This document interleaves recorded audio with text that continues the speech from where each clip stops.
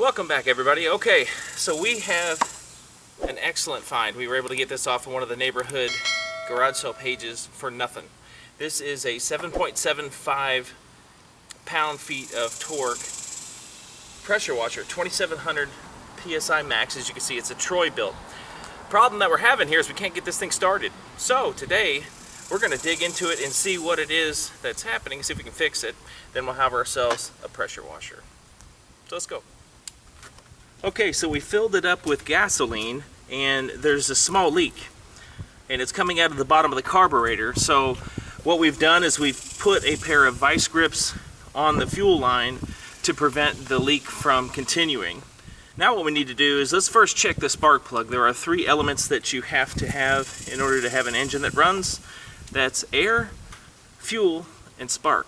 So the first thing we want to look at is let's look at the spark plug. See if we can determine if that's working.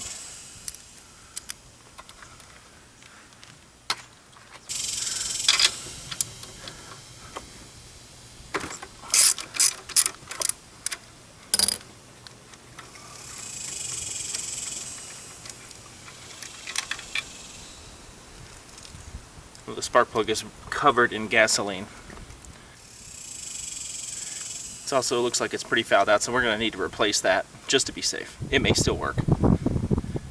So let's check it to see if we're getting spark. Here's how you do it. If you don't have a spark tester, all you have to do is plug it in there. Let's set it up here, see if we can get it to ground on the metal chassis there. When I pull this, we should see some spark in there. Let's try it.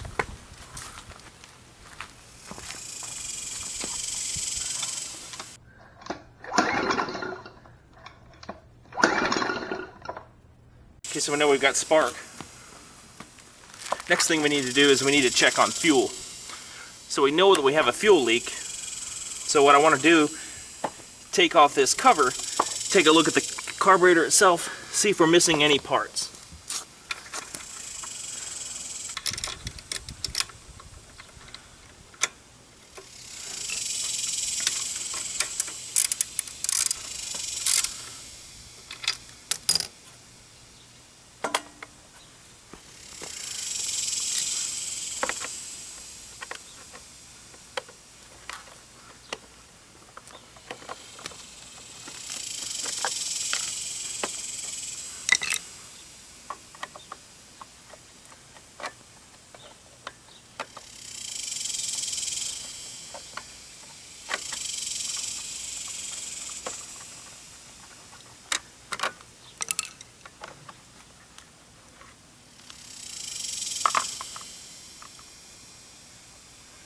Okay, so here's the carburetor. So you can see that there's a connection here from the engine. And that, of course, when the engine gets hot, it moves this carburetor. What's interesting is, if you look here, this arm on the carburetor that controls the butterfly valve lets more air in or less. If you look really close, you can see that that is broken. Additionally, back in the back here, there should be a spring that's caught onto here.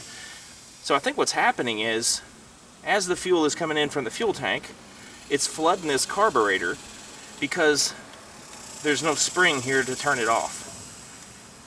So that tells me we need to get a new carburetor.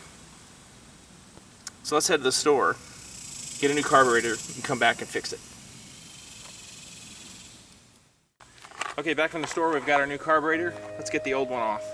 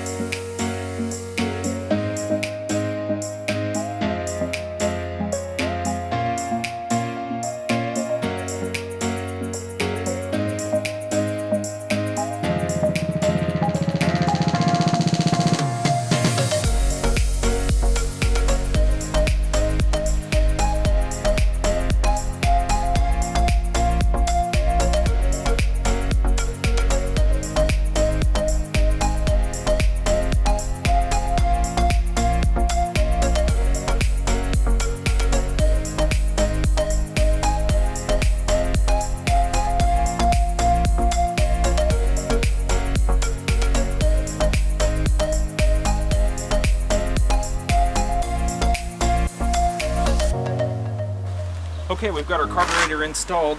Let's give it a try.